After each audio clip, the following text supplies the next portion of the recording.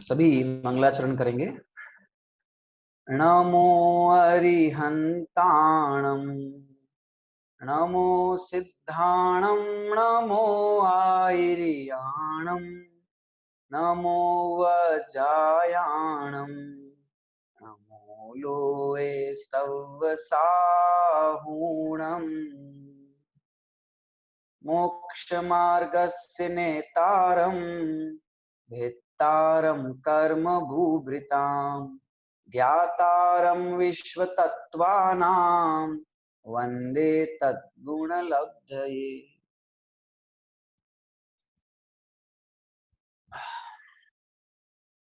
वीतराग भगवान को मन वचन काय से नमस्कार करके हम ये तत्वार्थ सूत्र नामक ग्रंथ की चर्चा विगत कई दिनों से कर रहे हैं। प्रथम अध्याय के ऊपर हमारी चर्चा पूर्ण हुई है और कल हमने इसी प्रथम अध्याय का एक बार पुनरावलोकन किया और सूत्र क्रमांक 1 से 19 तक की चर्चा की। आज हम सूत्र 20 से सूत्र क्रमांक 33 तक की चर्चा करेंगे और उसके माध्यम से जो विषय वस्तु हमने पढ़ी है उसका रिवीजन करेंगे, पुनरावलोकन करेंगे। सूत्र नंबर 19 तक कल मति ज्ञान के विषय में चर्चा हो चुकी थी, जो कि प्रमाण में जो परोक्ष प्रमाण है उसका पहला भेद है। अब प्रसंग प्राप्त होता है श्रुत ज्ञान और अन्य ज्ञानों का, जिसके लिए सूत्र क्रमांक 20 से हम रिवाइज करना शुरू करते हैं।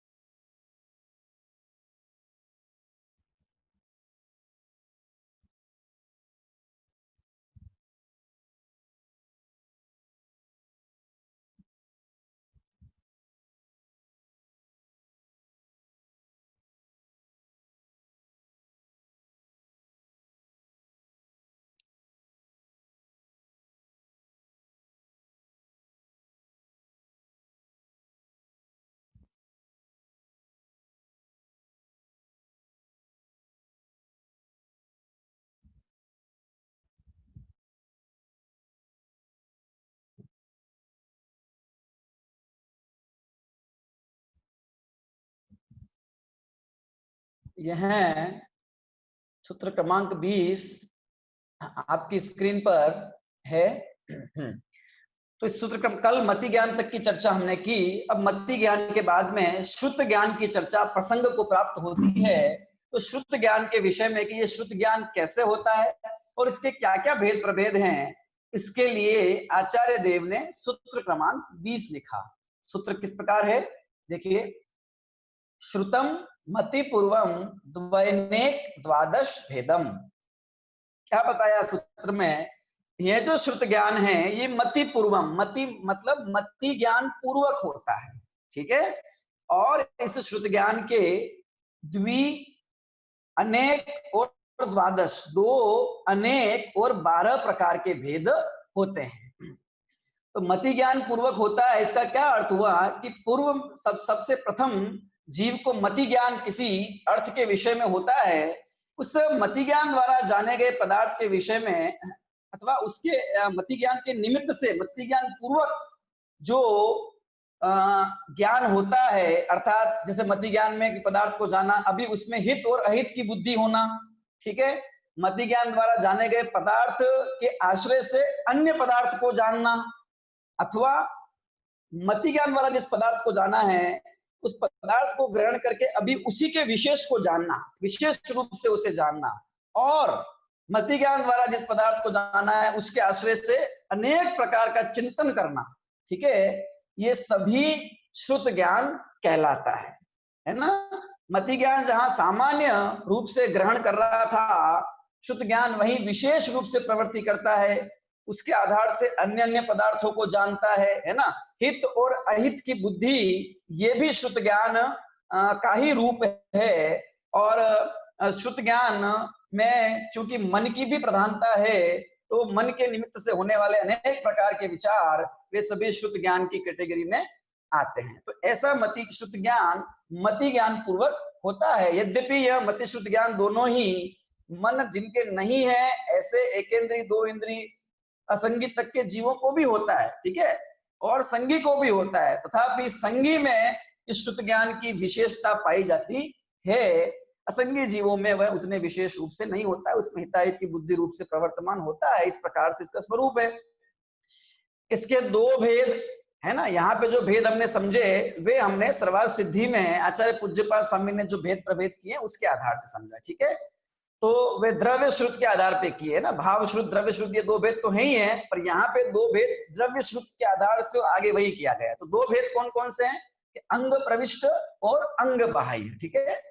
अंग प्रविष्ट मतलब कि जो द्वादशांग है, तीर्थंकर भगवान की दिव्य ध्वनि खिड़ती है और उस दिव्य ध्वनि को ग्रहण करके गणधर देव है ना, गणधर देव मतलब वे गणधर है, मुनिराज है, ठीक है। गणधर मुनिराज क्या करते हैं, आचार्य गणधर क्या करते हैं कि वे अंतर मुहूर्त मात्र में अपने ज्ञान में द्वादशांग की रचना करते हैं।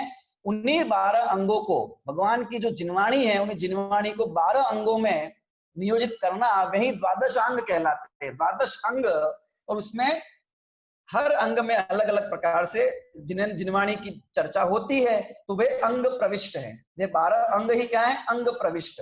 और दूसरा अंग बाह्य। ये अंग बाह्य क्या है कि उन अंग प्रविष्ट में जो रचना की है, द्वादशांग की जो रचना है, उसी के आधार से संक्षेप में, सरल में, है ना, अन्य जो ग्रंथादि की रचना की जाती है गणधर देव द्वारा, है ना, उनके शिष्यों प्रशिष्यों द्वारा और अन्य आचार्यों द्वारा, उसी द्वादशांग के आधार से वे सब अंग बाह्य कहा जाता है, ठीक है। तो वह जो पहला अंग बाह्य कहा, वह अंग बाह्य अनेक प्रकार का है। वैसे तो उसके है ना 14 समझ लीजिए कि मुख्य भेद, पर वह अनेक प्रकार का है। और वह जो अंग प्रविष्ट है, वो अंग प्रविष्ट के 12 भेद होते हैं, है ना, आचारांग, सूत्र कृतांग आदि आदि करके। इसमें जो 12वां भेद है, उस 12वें भेद, जो 12वां दृष्टिवाद अंग है, उसके 5 भेद कहे हैं और उसमें एक भेद पूर्वकृत है ना। 5 भेदों में से एक पूर्वकृत है। उस पूर्वकृत के 14 भेद कहे हैं, जिन्हें हम 14 पूर्व भी कहते हैं। अगर पूरा नाम कहें तो हम 14 पूर्वकृत ऐसा कह सकते हैं, इन्हें ही 14 पूर्व कहा जाता है, ठीक है। तो इस प्रकार से 12 अंग 14 पूर्व हम सुनते हैं ना जिनवाणी के बारे में, तो वे अंग प्रविष्ट में ही आता है पूरा। और अंग बाह्य में हमने समझ ही लिया है ना, अन्य सारे ग्रंथ जो अंग प्रविष्ट में नहीं है, द्वादशांग नहीं है, वो सब उसी में है, पर वो द्वादशांग के आधार से, ठीक है। तो ये शुद्ध ज्ञान का हमने स्वरूप समझा। अब प्रसंग प्राप्त होता है अवधि ज्ञान का, कि वे अवधि ज्ञान क्या है, ठीक है। तो अवधि ज्ञान किसे कहते हैं? उस सूत्र में सबसे पहले इन 2 सूत्रों में आचार्य देव ने अवधि ज्ञान के भेद को बताया। उससे पहले हम अवधि ज्ञान को हमने समझा कि अवधि मतलब लिमिट, मर्यादा, कि जो ज्ञान द्रव्य क्षेत्र काल और भाव की मर्यादा से जानता है, ऐसे आत्मा से होने वाले ज्ञान को, प्रत्यक्ष ज्ञान को अवधि ज्ञान कहा जाता है, ठीक है। ये अवधि ज्ञान किस किस को होता है? कि चारों ही गति के जीवों को होता है ना। और सम्यक दृष्टि मिथ्या दृष्टि दोनों ही जीवों को ये होता है, ठीक है ना।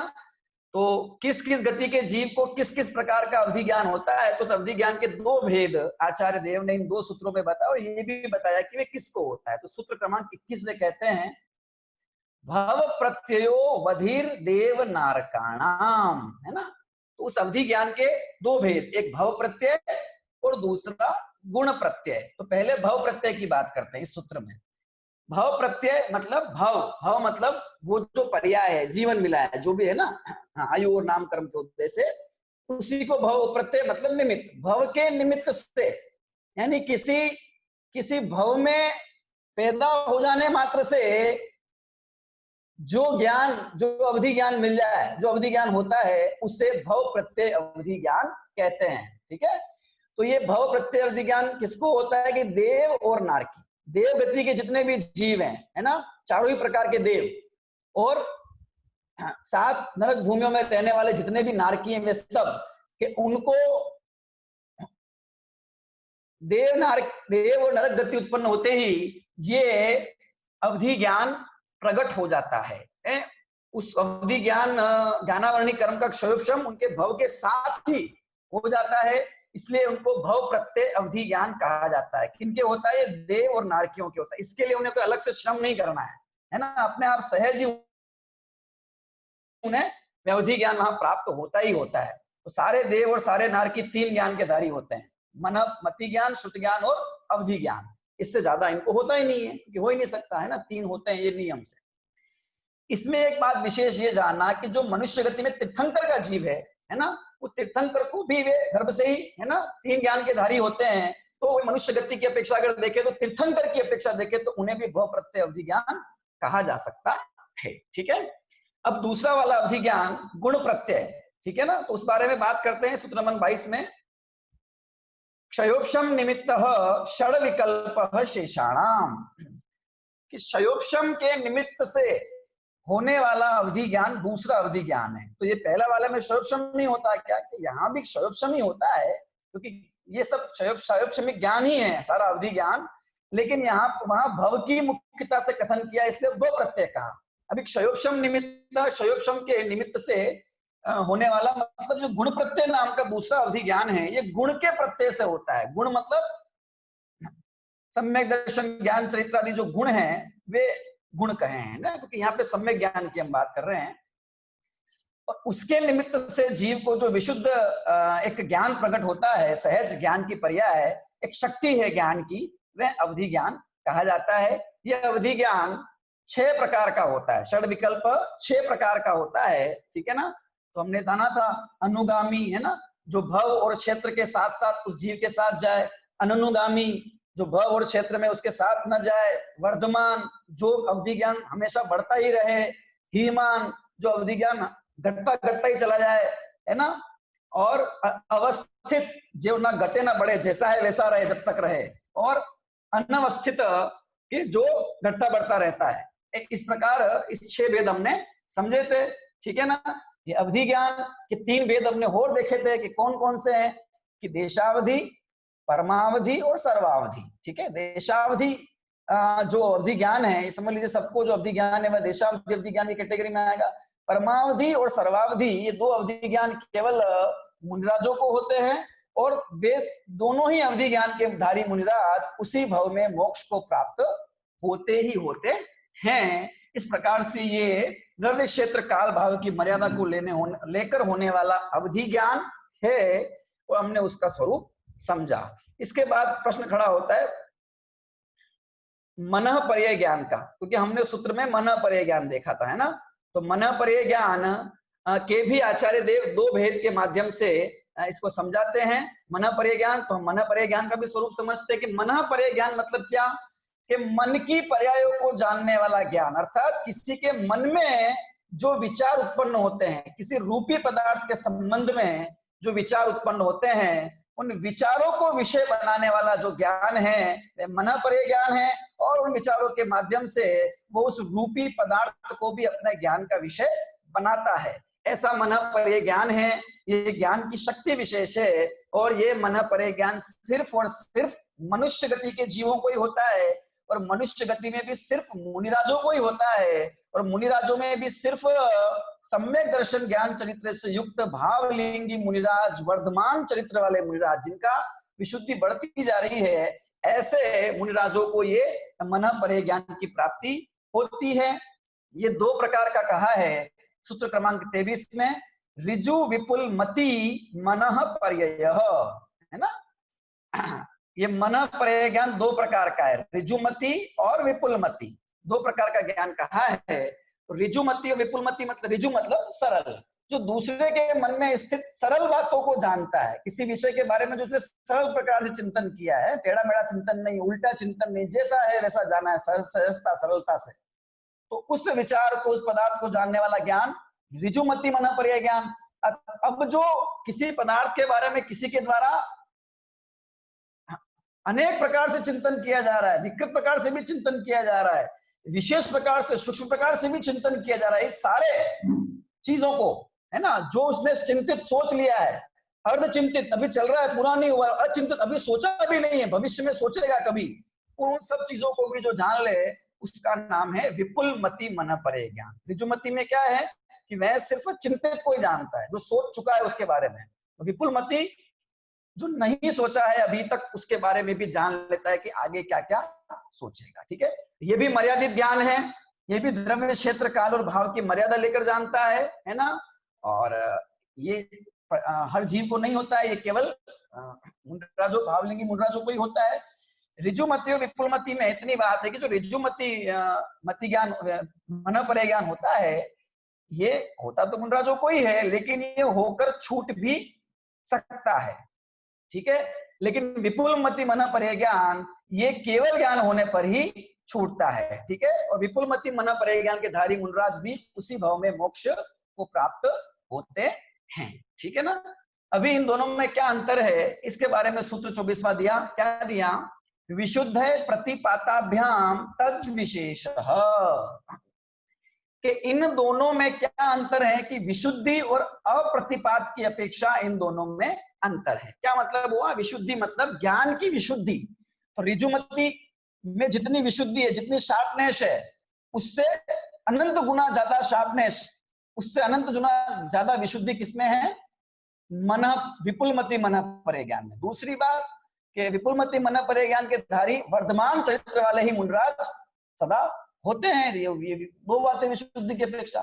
अप्रतिपात, अप्रतिपात मतलब नहीं गिरने की अपेक्षा, है ना।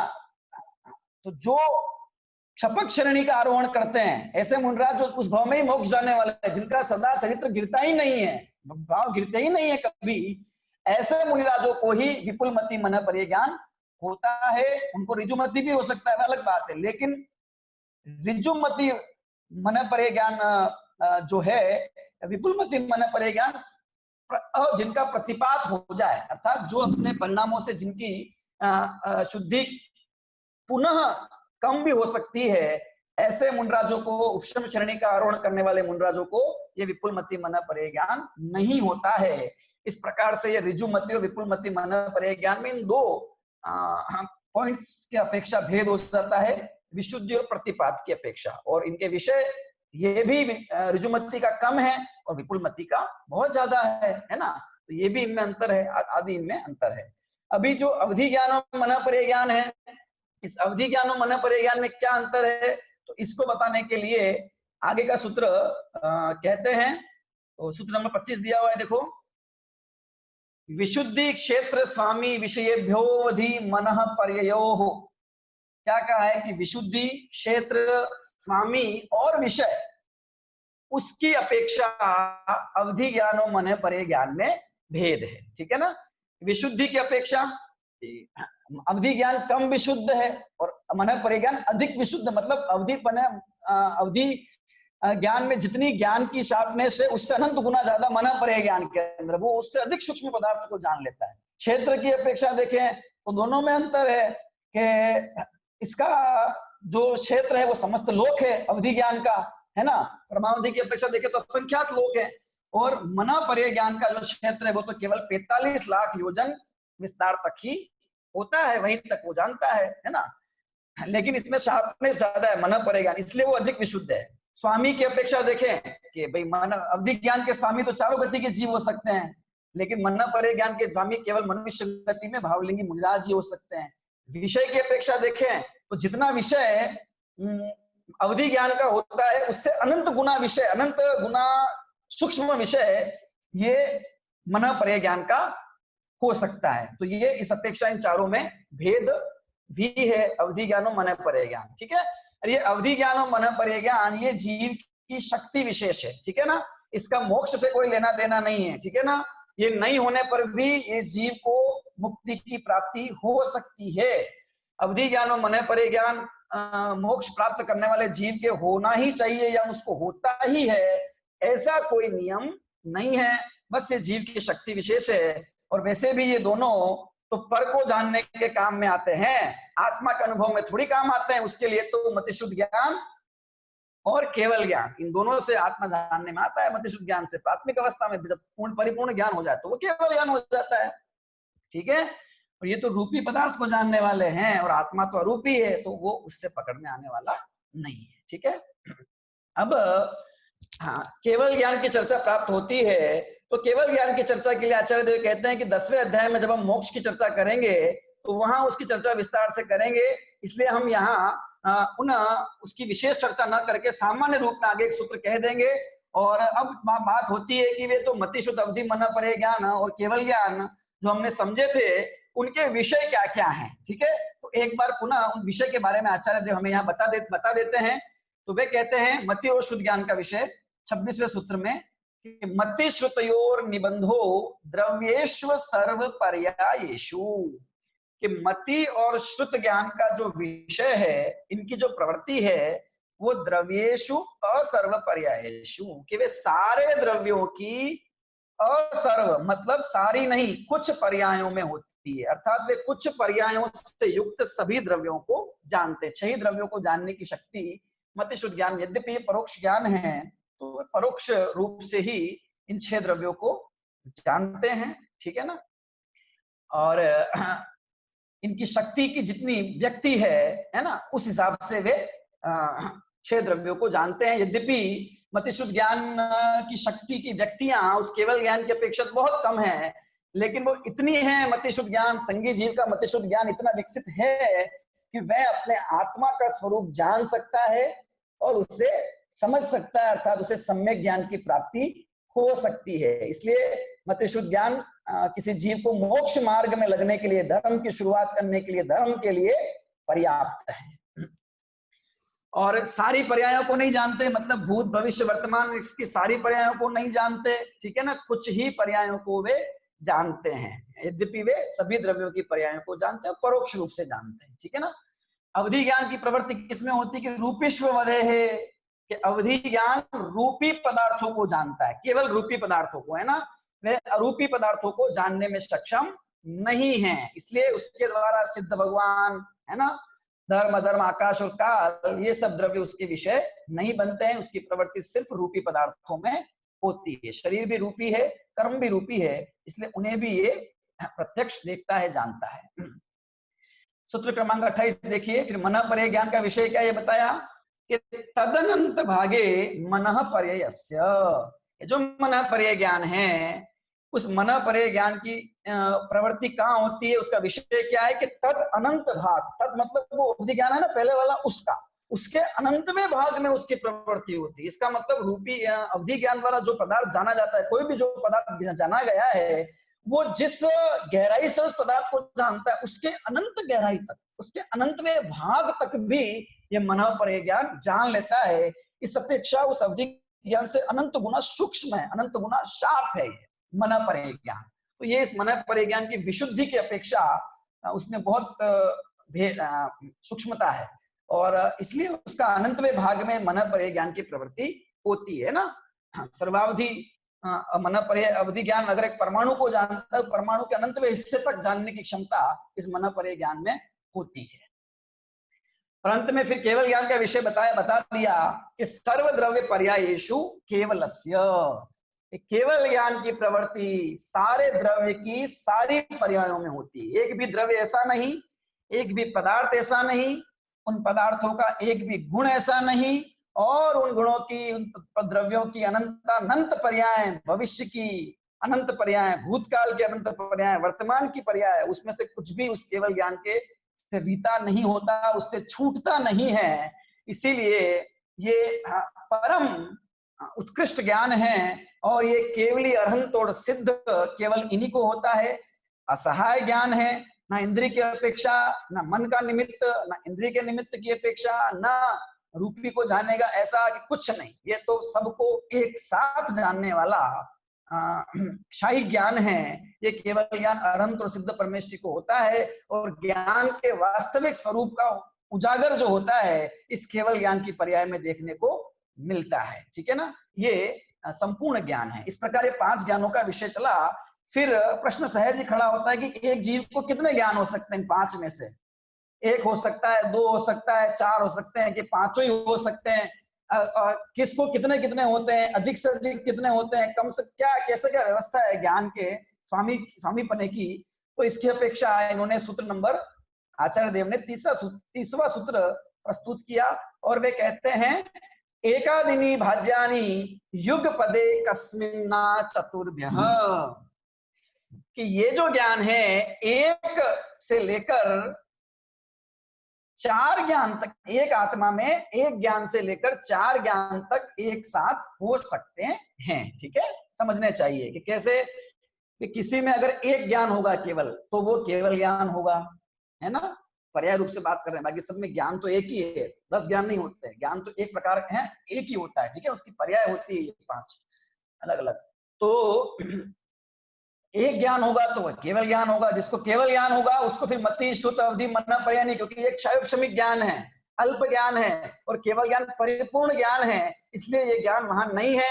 वो क्षयिक भाव है और एक क्षयोपशमिक भाव है, इसलिए ये वहां होते ही नहीं, क्योंकि वो ज्ञानावरणी का पूरा क्षय हो चुका है, तो क्षयोपशम की बात ही नहीं है। ठीक है, दूसरा, अगर 2 ज्ञान होंगे किसी को तो वे मति ज्ञान और श्रुति ज्ञान ही होंगे। ठीक है, अगर किसी को 3 ज्ञान होंगे तो वे मति श्रुत और अवधि भी हो सकते हैं, और मति श्रुत और मनना पर्याय भी हो सकते हैं, और किसी किसी जीव को 4 ज्ञान तक भी हो सकते हैं।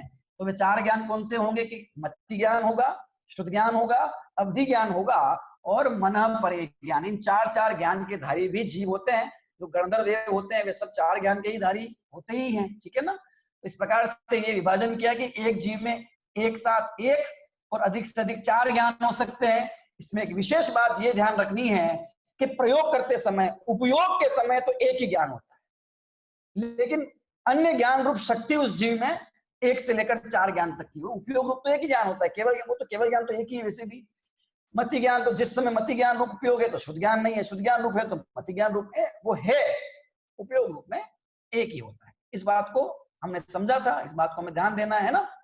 फिर कि ये सारे जो प्रमाण रूप ज्ञान हैं, ये सब प्रमाण रूपी होते हैं, सम्यक ज्ञानी होते हैं, तो हमको तो भी सम्यक ज्ञानी हुए, फिर तो संसार में सारे सम्यक ज्ञानी हो गए। तो आचार्य देव कहते हैं कि हाँ, कुछ इसमें से 3 ज्ञान ऐसे हैं कि जो विपरीत भी होते हैं, मिथ्या दर्शन के साथ होने के कारण से उन्हें मिथ्या ज्ञान भी कहा जाता है। तो वे 3 ज्ञान कौन कौन से हैं, तो सूत्र क्रमांक 31वां अवतरित होता है। क्या है सूत्र, कि मति श्रुतावधयो विपर्ययश्च, कि मति श्रुत और अवधि ज्ञान ये तीनों विपरीत भी होते हैं, इनमें विपर्यय भी होता है, यानी ये मिथ्या ज्ञान स्वरूप भी होते हैं। क्यों, क्योंकि ये तीनों मिथ्या दृष्टि के भी होते हैं, और उसी मिथ्या दर्शन के कारण से ही इस ज्ञान में भी मिथ्यापना आता है। और जब वो जीव सम्यक दृष्टि होता है तो इन्हीं ज्ञानों को सम्यक मति ज्ञान, सम्यक शुद्ध ज्ञान, सम्यक अवधि ज्ञान प्रमाण रूप हो जाते हैं। जब तक मिथ्यात्व है तो ये प्रमाणाभास है, जब मिथ्यात्व हो गया तो यही प्रमाण हो गए, वस्तु का निश्चय कराने वाले हो जाते हैं। ठीक है ना। तो आचार्य ने 32वें सूत्र के अंदर ये बताया कि ये किस प्रकार से विपरीतता को प्राप्त होते हैं। विपरीत कहा जाता है कि सद सतोर विशेषाद्य दृक्षोपलब्धे रुन्मत्तवत्। ठीक है, क्या कहा कि सत और असत, वास्तविक और अवास्तविक के विशेष से रहित, है ना, क्या सही है क्या गलत है ना, इसके ज्ञान से रहित, कि जैसे कोई उन्मत्त व्यक्ति, शराब पिया हुआ अथवा पागल व्यक्ति, यदि दृक्षोपलब्ध अपनी मर्जी से ही जब जैसा जी में आया वैसे ही पदार्थ को ग्रहण कर लेता है, हे को भी नहीं कहता है, नहीं को भी हे कहता है, क्योंकि वो उस नशे में है, उस पागलपन में है। तो वो उन्मत्त का ज्ञान में सत को असत कहता है, असत को सत कहता है, कभी कभी सत को सत भी कह देता है, असत को असत भी कह देता है। वो कुछ भी कहे, उसके ज्ञान में प्रामाणिकता या सहीपना नहीं हो सकता, क्योंकि उसे वास्तविक स्वरूप का पता नहीं है। उसी प्रकार मिथ्यात्व के नशे में, मिथ्यात्व के कारण, मिथ्यात्व के पागलपन के कारण ये इसके जो मति शुद्ध अवधि ज्ञान होते हैं, ये सभी उस उन्मत्त व्यक्ति की तरह होते हैं और वे मिथ्यापने को प्राप्त होते हैं। और जब उस व्यक्ति का नशा उतर जाता है, पागलपन चला जाता है, तो उसका ज्ञान सही होने लगता है। तो उसी प्रकार से मिथ्यात्व का नशा, ये मिथ्यात्व का पागलपन जब उतर जाता है, इस जीव को जब सम्यक दर्शन की प्राप्ति होती है, तो वे ज्ञान भी उसके सम्यक कहे जाते हैं। ठीक है ना। और प्रमाण की चर्चा परिपूर्ण रूप से कर लेने के बाद में, क्योंकि प्रमाण नए अधिगम ऐसा कहा था, तो वो नए क्या है उस विषय में प्रश्न सहज खड़ा होता है। और अध्याय के अंतिम सूत्र के रूप में आचार्य देव 33वां सूत्र लिखते हैं, और यहाँ वहां 7 नयों की चर्चा करते हैं। तो क्या है वे 7 नए सूत्र पढ़ते हैं हम। नैगम संग्रह व्यवहार अर्जु सूत्र शब्द समभिरूढ़ वंभुता नयाहा, है ना। 7 नए, नैगम नए, संग्रह नए, व्यवहार नए, ऋजु सूत्र नए, शब्द नए, समभिरूढ़ नए और एवं भूत नए, ठीक है ना। नए मतलब वस्तु को देखने का नजरिया, नए मतलब प्रमाण द्वारा जो वस्तु जानी है उसके किसी एक अंश को जानना, अपेक्षा लगा करके जानना। नए मतलब अपेक्षा, नए मतलब पदार्थ को गहराई से जानने के लिए उसके किसी एक अंश में प्रवृत्ति करने वाला ज्ञान, लेकिन वो अपेक्षा सहित है, निरपेक्ष नहीं है, है ना। इसलिए उसका सम्यक ज्ञान कहा गया है। वो नए, तो नए का काम है विशेष रूप से वस्तु को जानना, ठीक है। नए अनेक प्रकार के हैं, द्रव्यार्थिक, पर्यायार्थिक, है ना। अर्थ नए, ज्ञान नए, शब्द नए, निश्चय नए, व्यवहार नए और ये सप्त नए। तो यहाँ 7 नयों की चर्चा की गई है। नेगम नए तो संकल्प मात्र का ग्राहक नेगम नए, है ना।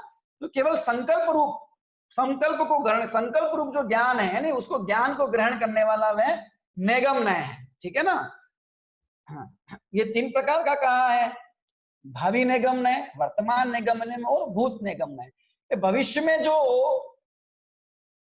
होगा इस प्रकार जो संकल्प किया है, किसी जीव द्वारा संकल्प किया गया है, ठीक है, तो उस संकल्प को जानने वाला जो ज्ञान है वह भावी निगम नए। तो भविष्य में होने वाली घटनाओं को वर्तमान में रखकर जानने वाला निगम नए, वर्तमान में जो हो रहा है पर अभी पूरा हुआ नहीं है, होने वाला है ना, उसको उस संकल्प को विषय करने वाला वर्तमान निगम नए। और भूतकाल में जो घटनाएं हो चुकी है उनको भी वर्तमान में द्रव्य में रखकर जानने वाला नए, ये भूत निगम नए कहलाता है।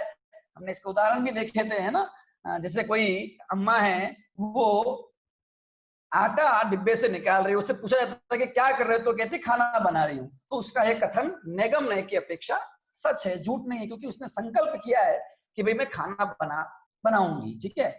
दूसरी बात, निगम नए में जो भावी निगम नए किया गया है अथवा वर्तमान निगम नए से जाना जा रहा है, वह केवल संकल्प को ग्रहण कर रहा है, आगे क्या होगा क्या नहीं होगा एक अलग विषय, ठीक है ना।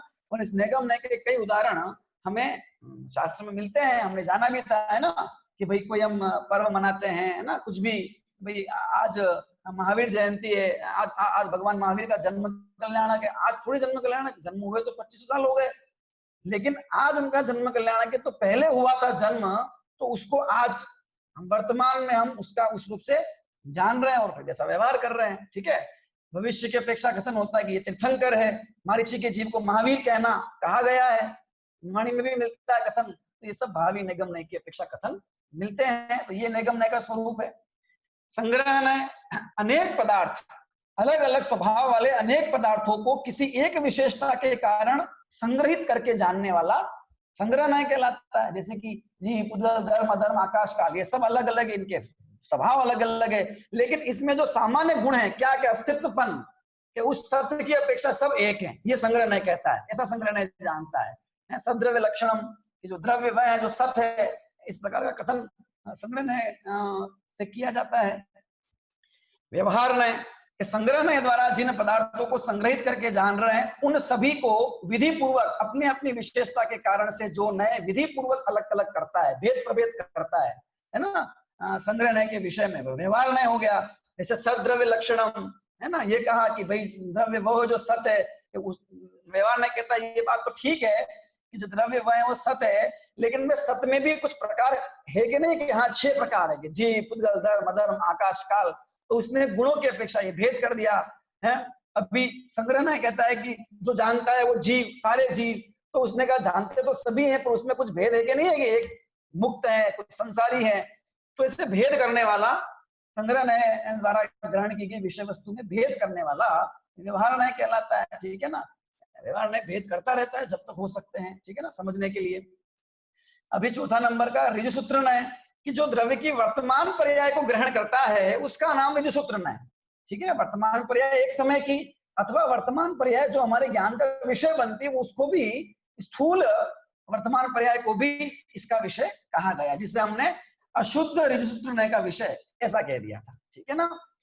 जैसे किसी जीव को मनुष्य कहना, किसी जीव को देव कहना, उसके वर्तमान पर्याय को देखकर कहा जा रहा है, ठीक है, उस वर्तमान पर्याय को देख रहा है, तो वो ऋजु सूत्र नए कहलाता है।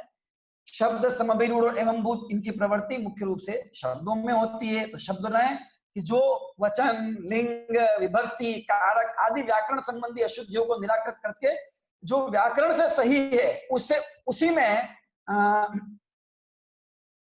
उसी शब्द को सही मानता है, उसी शब्द में को जानता है, ऐसा शब्द ने समभिरूढ़ ने ये कहता है कि व्याकरण की दृष्टि से सही है, तथापि जिस शब्द का रूढ़ जो अर्थ जो रूढ़ है, जिस अर्थ शब्द का जो अर्थ लोक में रूढ़ है, हम उस शब्द से वही अर्थ ग्रहण करें, क्योंकि एक शब्द के अनेक अर्थ होते हैं। तो जो रूढ़ है वही ग्रहण करेंगे, जिस क्योंकि उससे समझ में आसानी से आ सकता है। जैसे गो शब्द है तो गो शब्द के 11 अर्थ हैं, लेकिन गो का शब्द का अर्थ केवल गाय ही है, ऐसा कहने वाला समभिरूढ़ नय है। ठीक है, अन्यों को वो गौण कर देता है।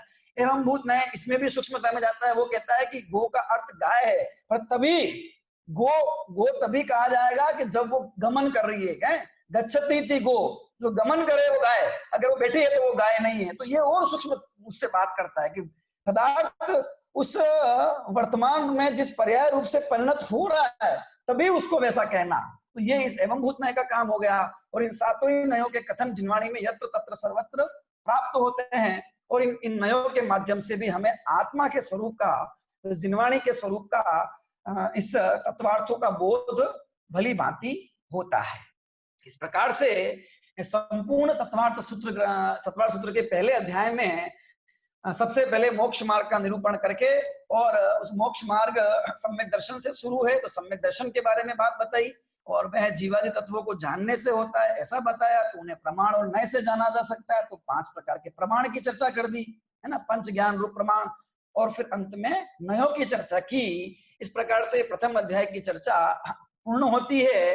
अब दूसरे अध्याय में वो जिस जीव को जाना जा रहा है ना, जिस जीव को जानना है, उसी जीव को उसके विशेष भावों के साथ में जानेंगे, असाधारण भावों के साथ में जानेंगे, इसे पंच भाव कहा गया। ये चर्चा हम जब दूसरे अध्याय की चर्चा प्रारंभ करेंगे तब करेंगे।